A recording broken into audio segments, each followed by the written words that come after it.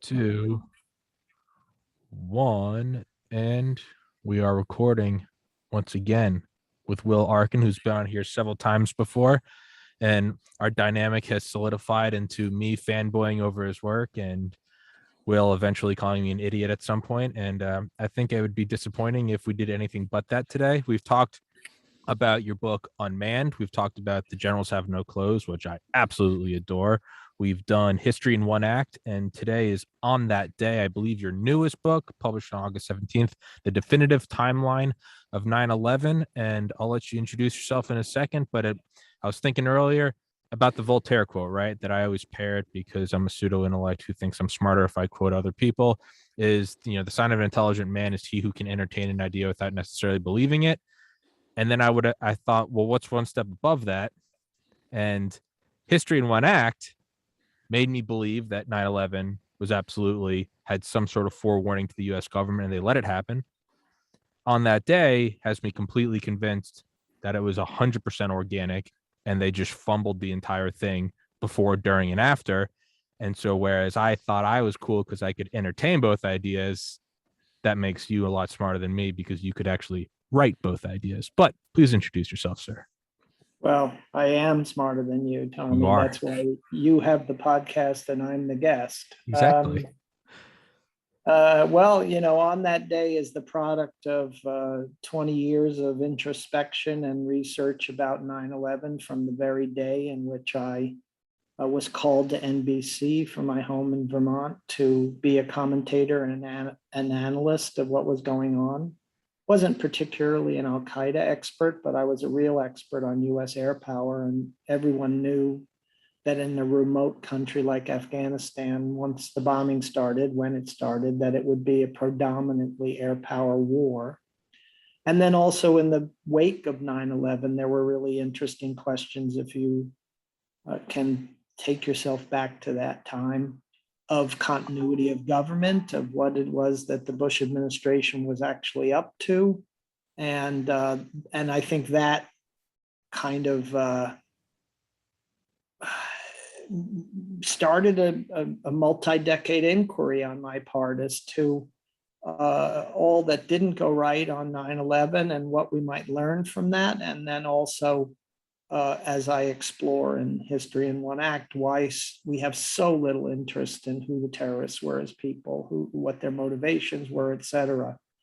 But on 9/11 itself, which is the subject of On That Day, it's a minute by minute timeline of sort of what the government did overlaid over the events of the day. Really, I came away with an overwhelming feeling of sadness. Actually, in my mind, I know this is probably going to be unpopular with many people, but I thought George Bush actually did a good job on 9/11 itself. He Yep. was insistent upon retaining control of the government. He was insistent upon coming back to Washington. And so even though the news media was going blah, blah, blah about George Bush, being missing from Washington, he was missing from Washington because the intelligence agencies failed to have any useful prediction as to when an attack would occur or where. And then second, how miserable Donald Rumsfeld was in both being out of touch, out of his mind, and also at the same time really making poor decisions, which I think are decisions that still have not been fully examined. And I'm kind of shocked that the academic community, which writes paper after paper and has seminar after seminar about nuclear weapons command and control and alerts and strategic stability, have completely glossed over the fact that the United States went to DEFCON 3 on 9/11, the second highest level of alert in the US military. That means that there are automatically things that all US forces do worldwide once that declaration is put forth. And it was enough to even provoke the Kremlin to call the White House and ask to speak to President Bush, that Vladimir Putin wanted to talk to Bush and to ask hey, what the hell's going on? Why are you going on alert at a time when we are stopping our exercises and ratcheting down our military activity in order to signal to you that we have no hostile intent? And really, I think the declaration of DEFCON 3 was a complete and utter mistake. And I mean a mistake even then in this fact that Rumsfeld and Richard Myers, who was the vice chairman of the Joint Chiefs of Staff that day, the chairman was on a plane going to Europe for some NATO party, that they misread what the DEFCON meant. They misread what it was all about. And even though Cheney in the White House told Donald Rumsfeld that before he declared DEFCON 3, he should probably speak to the president, they declared it anyhow. And that just the examination of the decisions around that event and the implications of what had happened afterwards. And ironically, if you look at the logs of the Pentagon for 9/11, or you look at the conventional histories that have been written, nothing is said about the DEFCON 3 declaration, and nothing is said about what happened. What happened? When was it undeclared? And when did we go back to normal? And what study was done to ask the question whether it was a good decision or not? So in my piecing together all of these events from that day based upon, gobs of declassified documents, new materials that have been declassified, including President Bush's detailed schedule for that day, which was only declassified in 2016, it produced, I think, a fairly dramatic and compelling story, even though we know what happened, or at least we think we know what happened, and that's what makes 9/11 still so much of interest to the families, to the firefighters and other first responders, to the academic community, to journalism, where everybody is doing their retrospective of 9/11 this week, because there are still so many unanswered questions. I think the best analogy I could think of to explain on that day is it's kind of like when you hear like speculation about let's say X, Y, and Z happens with Biden or Trump, right?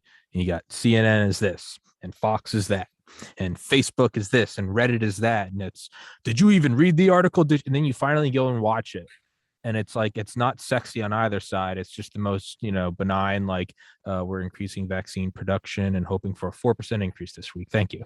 And you're like, what? On that day, it's very, you just go through the timeline and you're like, oh, this was just pants down, hair on fire. Planes were crashing into 110-story skyscrapers. You mentioned Garrett Graff's book, Only Plane in the Sky, but my favorite book of his, Raven Rock, Sidar, which I've had him on this, and everyone knows I'm obsessed with that book. The gears of the continuity of government. We've got this. I think his quote from the book is, "We were always convinced that we were just one more study, just one more protocol away from really buttoning up thermonuclear war." But as Eisenhower said, he's like, "Man will be nuts. They will be going insane. You got like 15 minutes, best case scenario." And your book shows that with continuity of government, so sexy on paper, right? I mean, but it's any battle plan doesn't survive first contact with the enemy.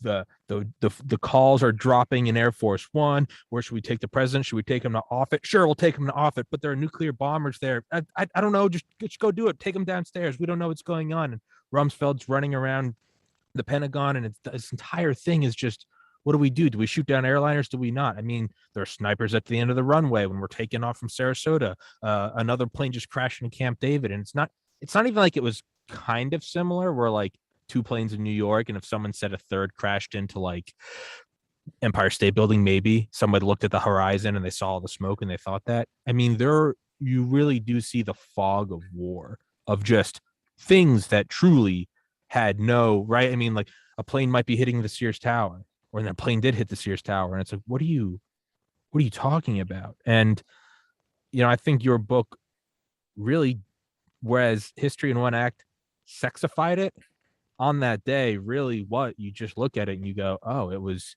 I mean, horrific. But I mean, like you said, I mean, I thought about this last night. I was standing in line to get a sandwich because I'm a fat ass, and I was thinking about your book, and I thought about, how did George Bush handle it? And it's very easy, of course, for us to all armchair quarterback it. But the thought dawned on me for the first time since 9/11.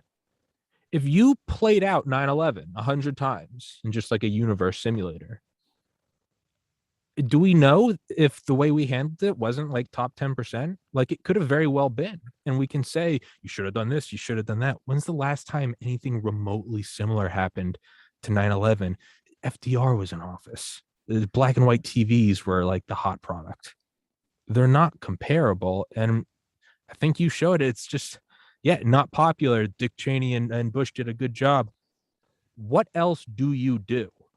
What, right? The safety book is written in blood. So, I mean, a term you use that I think is helpful in understanding the implications of 9/11 for the future is you say fog of war, and I say fog of everything. Okay. Whether it's COVID or 9/11 or any crisis like Afghanistan that the United States constantly faces, we don't seem to do a very good job of learning the lessons of the past. We don't seem to solve the problems that are always present of poor information and poor information flow. We were supposed to have connected all the dots after 9/11, and yet, they were not able to tell that the Taliban were going to take over the country in a week. Yeah. I mean, so the fog of everything, how so much of what happened during COVID, during the January 6th insurrection, et cetera, were just repeats of the same behavior and the same problems that we faced 20 years ago is really what struck me, how similar they were. And continuity of government is certainly one example because there are 16 successors to the presidency in the Constitution. And only one of those 16 people went and did what they were supposed to do in terms of continuity of government. Dennis Hastert, who was the Speaker of the House and now a convicted felon. So you have to ask yourself, like, why do we even have this apparatus? Because if on a day like 9/11, when a moderate number of people are flowing out of Washington, D.C. To get home, to reunite with their loved ones, to evacuate the city, imagine if a real nuclear war were coming, how impossible it would be to get anybody out. And the notion that somehow, buses or whatever are going to transport people to Mount Weather or Raven Rock or whatever has always been absurd.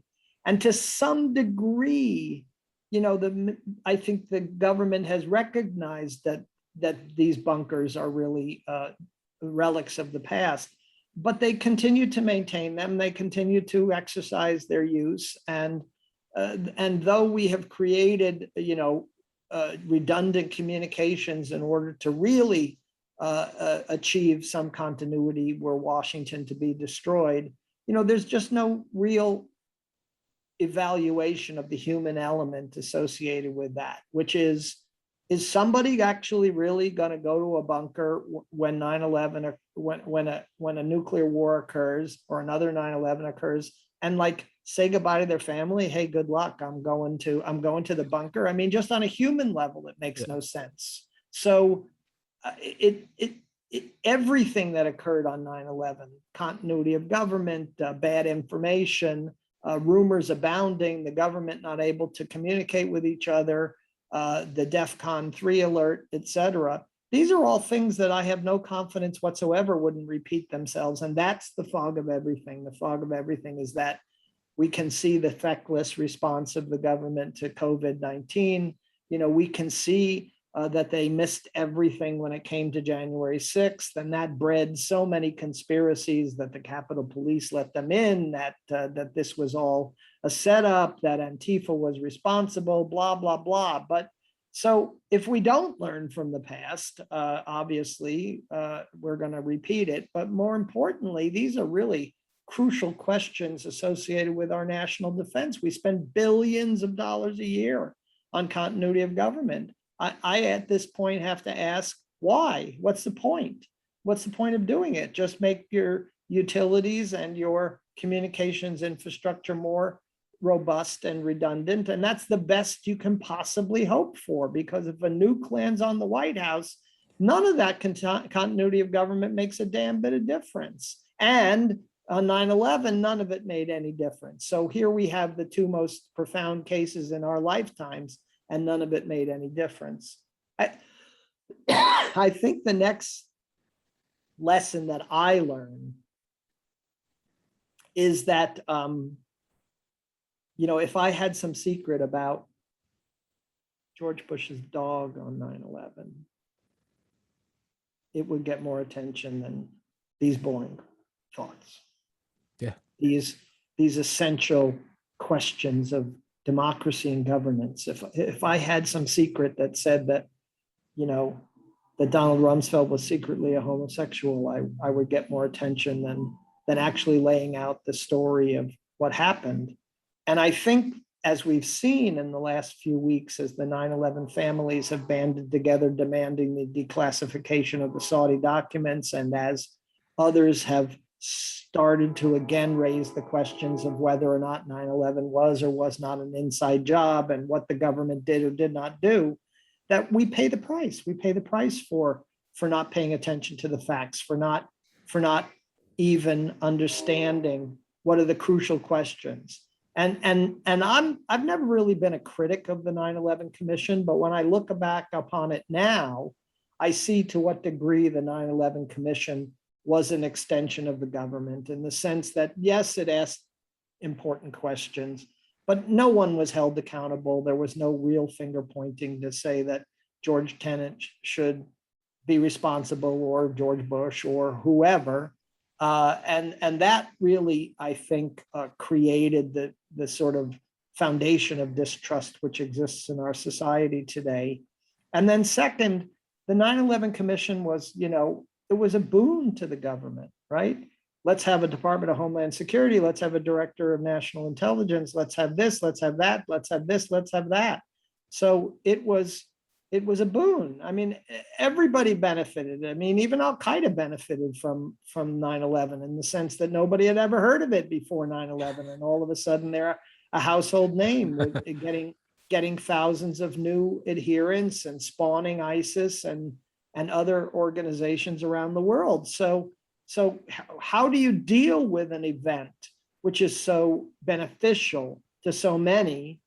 And even recently, I've been on an interview with the people who administered the 9/11 compensation fund, and how they doled out $7.2 billion to the families of those who lost their lives on 9/11, and that it was done like within 6 months of 9/11, like.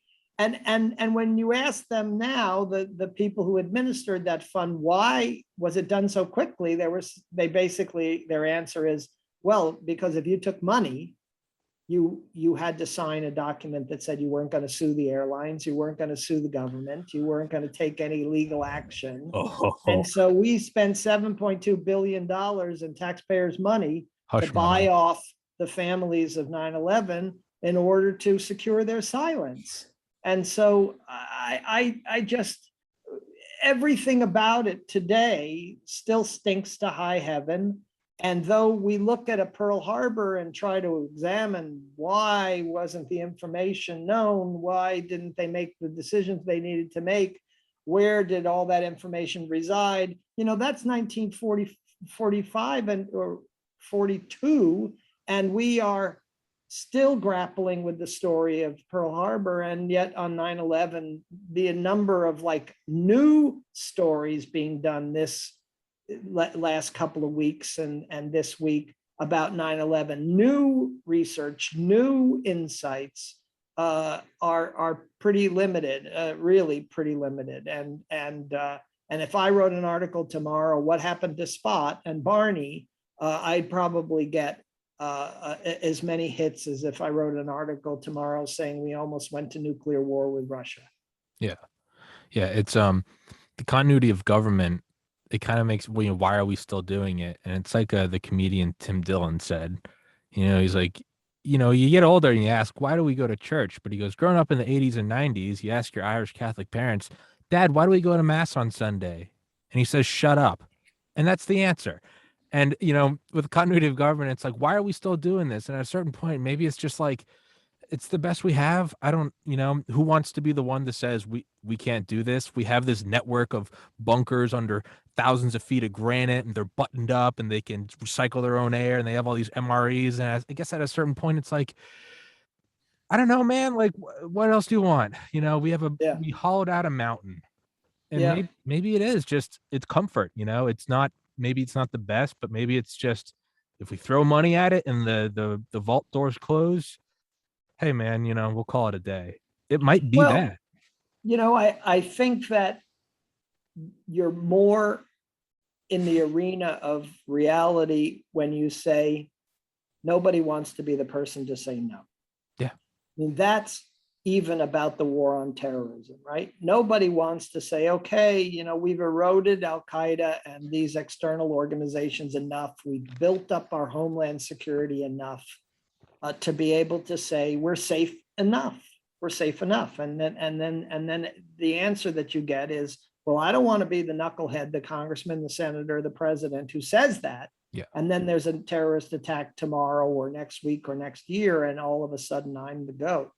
So I think that this tendency to never shut the spigot on anything, not to shut the spigot on nuclear weapons, not to shut the spigot on continuity of government, not to shut the spigot on the Pentagon growth and the national security establishment's growth. I mean, here's a funny irony that you can think about, Tommy. I mean, in the aftermath of the end of the war in Afghanistan, Congress added $25 billion to the defense budget. So Really? not fighting in Afghanistan costs us more. So now we have a defense budget approaching $800 billion a year. And really, it's time to just fundamentally ask, what are we getting for that money? We're buying fewer ships, planes, and tanks than we've ever bought in our history.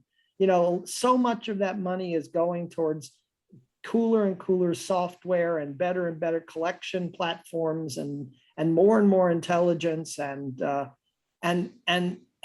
that really constitute what we need to defend the country? And does it really add to our security? And those basic questions we just don't answer anymore because we're so overwhelmed with what's going on in every day, the fog of everything, that we're not able to even get close to the fundamental questions of governance and of the preservation and protection of our democracy.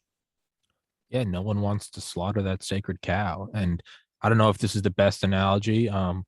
It To preface it, on Sunday I am having on a Marine who's 6-7 years younger than me, who just got back from Kabul, lost several of his friends in that suicide bombing.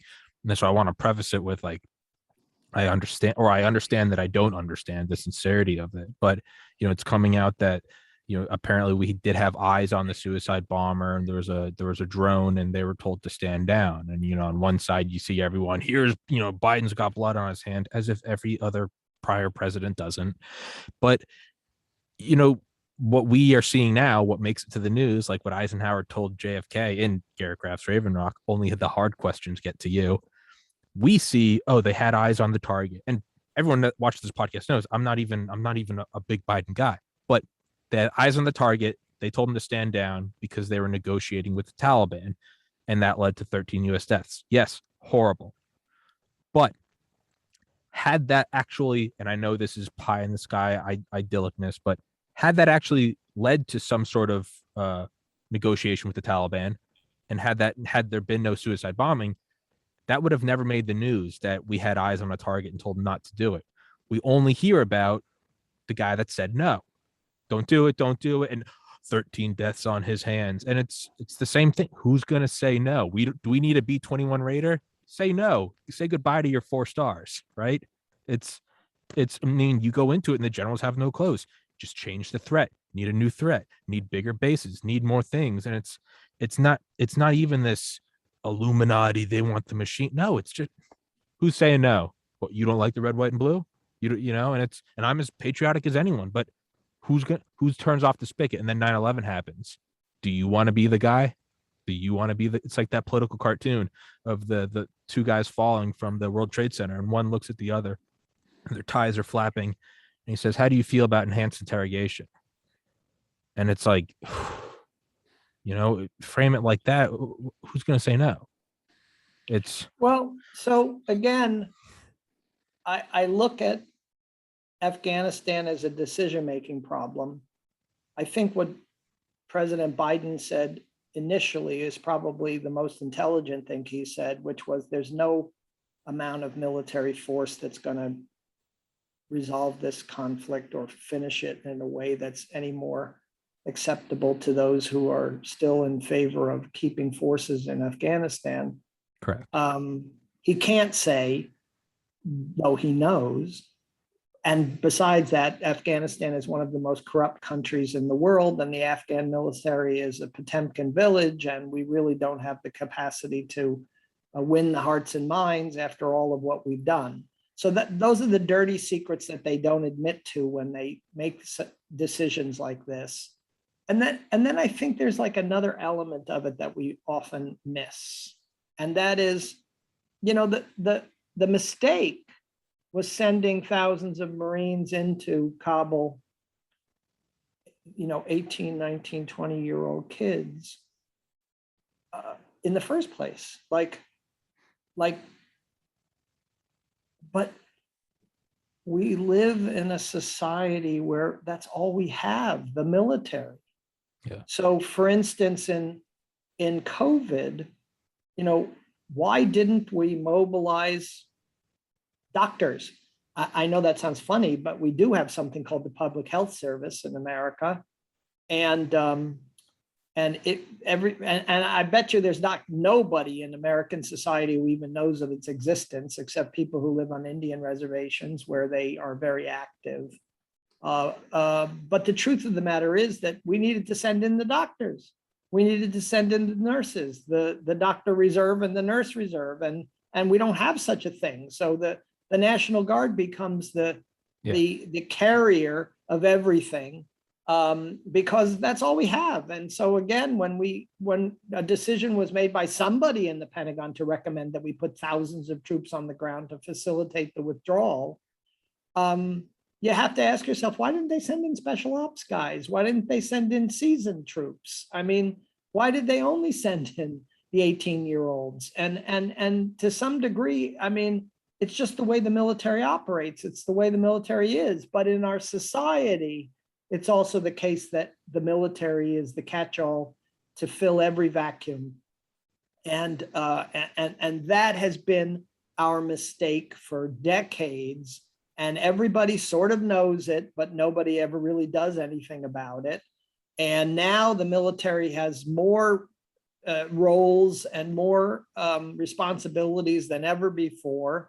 The Department of Homeland Security, which was created merely to deal with terrorism, is now into everything from computer hacking to election security. I mean, its mission is so broad that one can basically take the counterterrorism mission away, and it still would continue to operate as a $50 billion a year bureaucracy. So, you know, I know that one can point fingers. One can point fingers at 9/11. One can point fingers for COVID. One can point fingers for Afghanistan. But I'm more focused on the question of what is it that we can do that would avoid the repeat of the same behaviors and the same practices in the future. And that's why I wrote on that day. I thought that a closer examination by people of your generation, you know, people who were kids or weren't even alive on 9/11. Let's remember that if there were 18 and 19-year-olds in Afghanistan, they weren't even alive when the attacks on 9/11 occurred, right? And most of those kids under the age of 25 or so have no memory of 9/11 whatsoever. So think about it in terms of the future college students and public policy practitioners. That soon is going to be an event that isn't in people's memories. Yeah. And we've talked about this before, Tommy. You barely remember it. And I've talked about it with my adult daughters, and they were kids, they're your age, and they were kids during 9/11. And they said basically, yeah, some planes hit the World Trade Center and we don't really know why and all that. And they never learned anything in school about it. So maybe a neutral book like On That Day, a neutral book like The Only Plane in the Sky by Garrett Graff, a neutral book like a history of 9/11 that isn't just the government story, those will become the textbooks of tomorrow. Those will become the way in which people learn about 9/11. When we can have a model UN or something like it that simulates the decision-making on that day, that lets people study it in more depth and understand the implications and understand the aspects of 9/11 that continue to endure. So my hope in writing something that was hyper Detailed. neutral. Oh, I was going to say detailed. Yeah, detailed, but neutral. You know, I ask the questions. When I can answer them, I answer them. But when I can't, I still let the question hang. I mean, I don't know the full story of the declaration of Defense Condition 3. I don't know the full story of continuity of government. I'll give you another example. There's like one entry, and on that day, I should probably make a contest for people in which an airplane, which had flown from Fayetteville, North Carolina to Washington, D.C., returned to Fayetteville, North Carolina.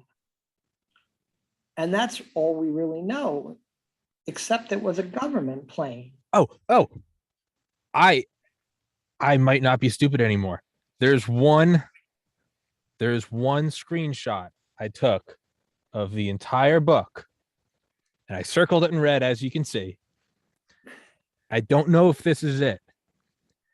Special Ops Flight. Yes, it is. Special Ops Flight N241LA and 24LA Cessna citations. You can never call me stupid again. From Maryland, Fayetteville, North Carolina. This is the only reference to the possibility that Special Operations Forces, the military's, quote, Black National Mission Force, are operating on 9/11. And I literally screenshot that yesterday because I was like, wait, what do you mean? Like, I knew about, the Doomsday airplane, sure, all that. I knew we went and got the Cheneys and, flight stuff for exceptions. I knew they're crop dusters. I had never heard of that.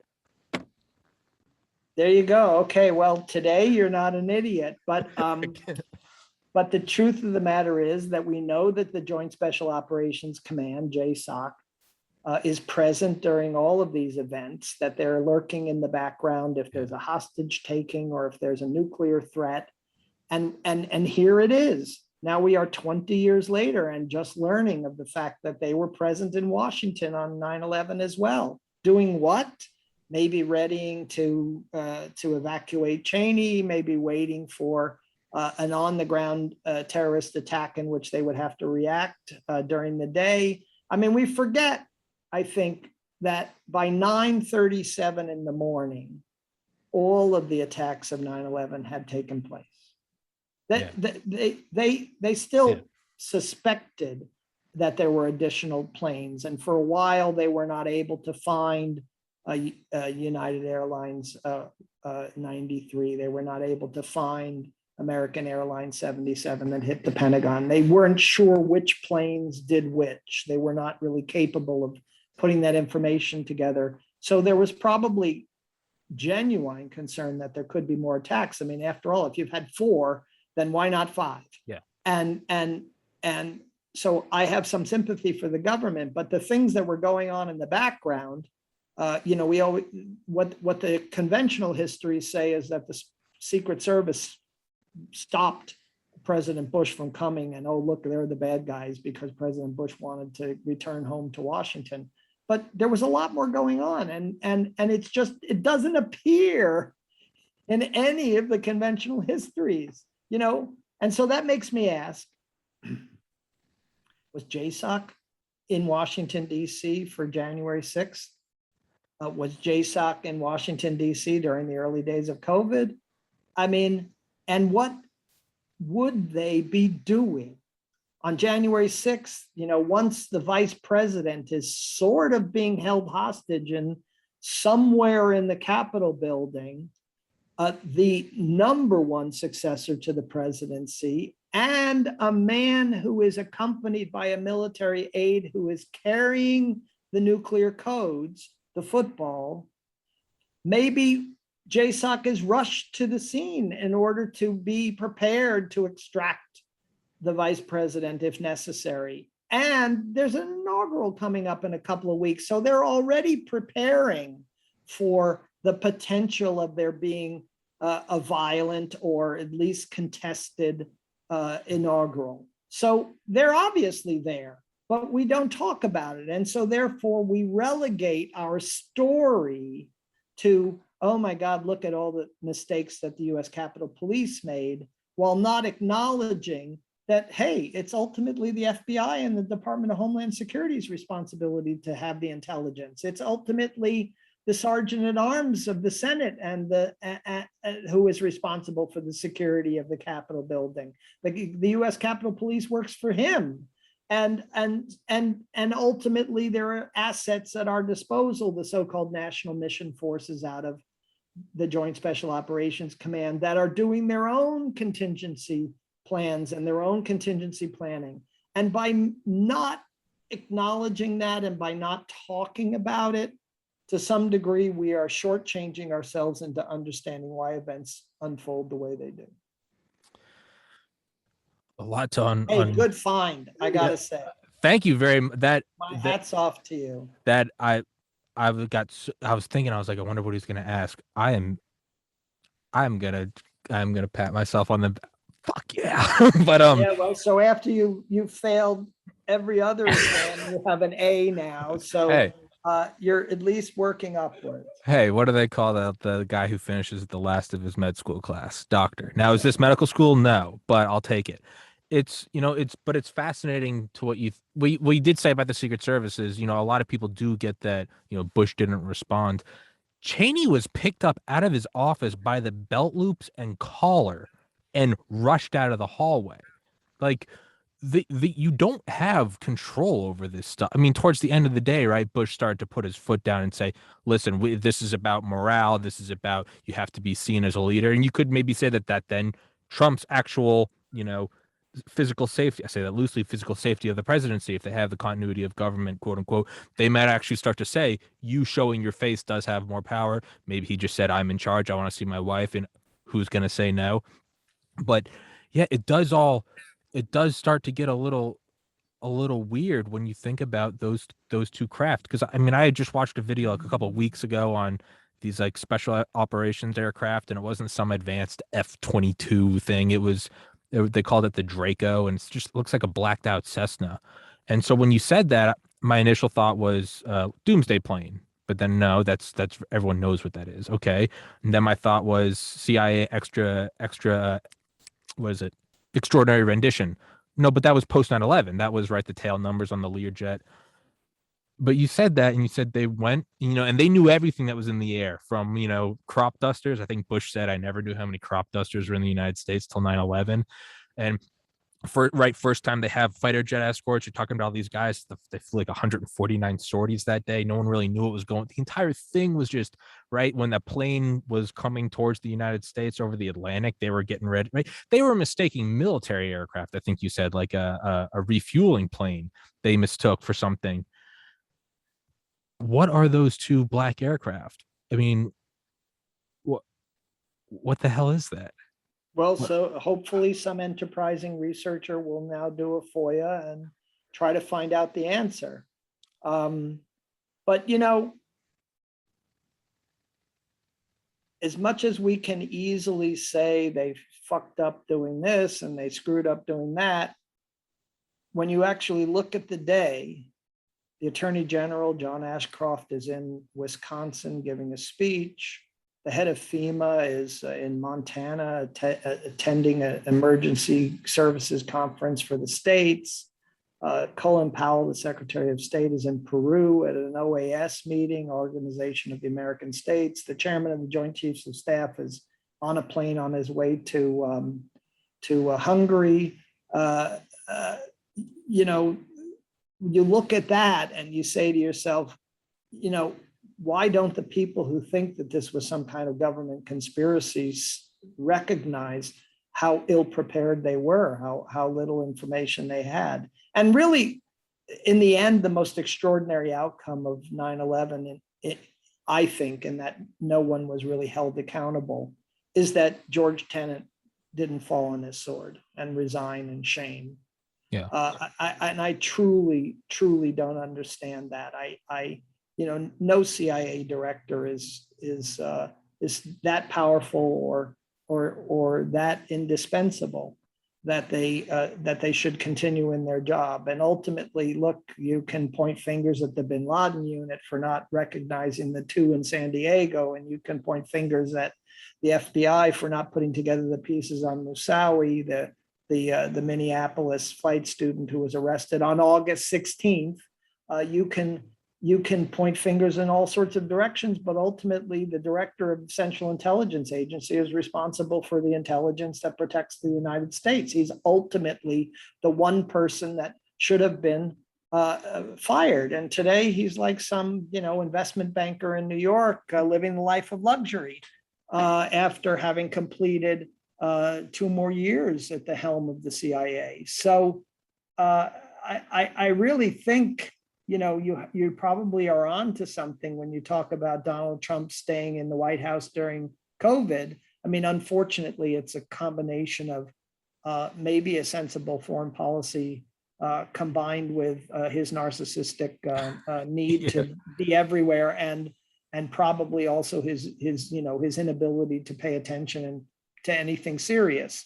But in the end, if continuity of government recommendations had been followed, if that war plan had been implemented and Pence had been sent to the bunker or Trump had been evacuated from the White House, oh my God, could you imagine how much more public discomfort and public questions there it would have provoked, especially when we see today that in some ways, in some places in America, COVID is as bad as it was in March 2020.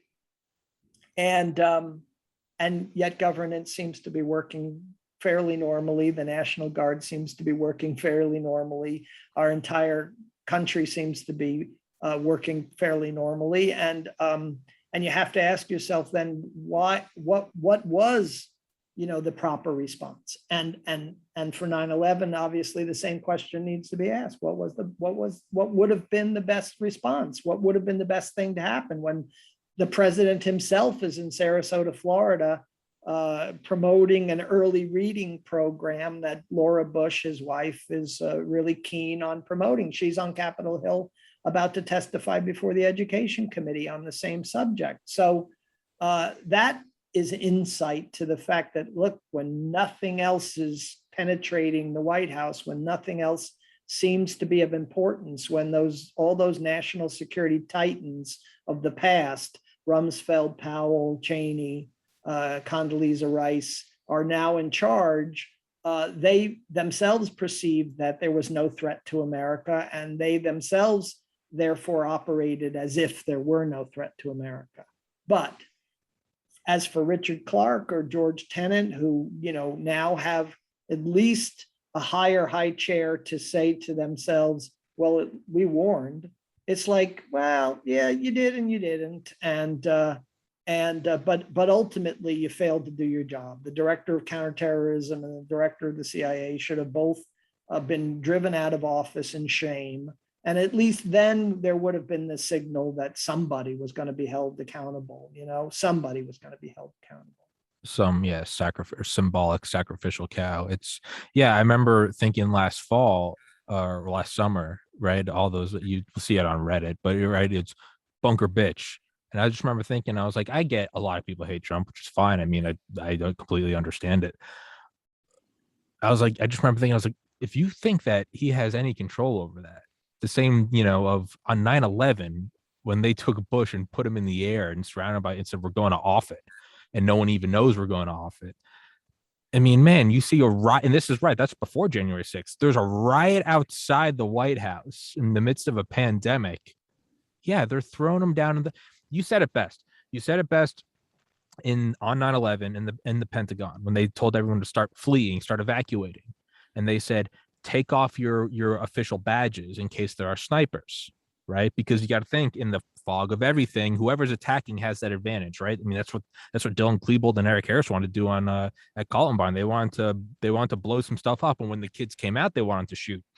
So these guys thinking, and I had never heard it before, and then I hear it now. I'm like, that's silly. It was an airplane. Why would they want snipers? These guys were thinking in that we don't know what's going on, and they thought immediately, what's like the first thing that take off the important badges and run. And again, if they hadn't done that, and let's say there were snipers, we would we would know about the snipers outside the Pentagon, as bad as the jumpers from the World Trade Center. To me, that right there is a perfect or not analogy. It's a symbol of they were doing the best they could with what they had. You come into the ER and you're unconscious and you're bleeding. They're running everything. They don't know what it is. And in hindsight, you can go, can you believe they tested him for a spider bite when it was clearly a gunshot wound? But they didn't know. So I think that you're putting your finger on another problem which exists in American society and is part of the fog of everything. When you imagine that there might be snipers sitting outside the Pentagon ready to pick people off in onesies and twosies because they're evacuating after 9/11, you're imagining something that happens in the movies. Yeah. And there used to be a lot of articles and books written about how sometimes Ronald Reagan would say things that really only happened in the movie, and he thought that that was real life. And, and so again, even on January 6th, they were unprepared, and ultimately even there is evidence that the Capitol Police, once realizing that they were overwhelmed, sort of stepped aside and hoped that there wasn't going to be violence inside the Capitol building. But the truth of the matter is that what we imagine the government can do, what we imagine they should do, is driven so much by the movies. It's driven so much by exaggeration of government capabilities. I mean, in the movies, when Joe says to Mary in the command center, what do we know about this guy? She makes a few clicks on the keyboard and she knows the name of the guy's dog, and where he shopped yesterday or 10 minutes ago. Yeah. And that picture of the government does know everything and that the CIA knows everything, et cetera, is one that dogs an understanding of realistic governance and realistic rule of our country. That intelligence is inherently complicated and difficult. And it always is the case. I think Locke Johnson once said that the first law of any crisis is that, yes, we had enough intelligence, we just didn't put it together. And so I think that this influence of our imaginary government over actual governance, and it's especially prevalent amongst the armchair commentators, and that prevalence is something that is going to dog our society forever, because we seemingly can't separate reality from fantasy. Not to spiral off, but I've often thought, like, what would be more brilliant than if Snowden was doing his job and got everyone to believe that there was some hyper omnipotent NSA because they realized they were getting lost in the data. You wanted people to start to believe that it's like enemy of the state, right? I mean, there's some benefit to that. But I don't remember what I was going to say next. Let's wrap this one up, and I'm obviously going to go through the rest of your library because I love doing that and I love chatting with you. Okay, so I'll say again, this has all been a discussion about on that day, which is Yes. Oh, yes. the definitive timeline of 9/11. I was gonna get to it. And on Saturday, Newsweek is going to live tweet minute by minute what happened 20 years ago Okay. at Road to 9/11.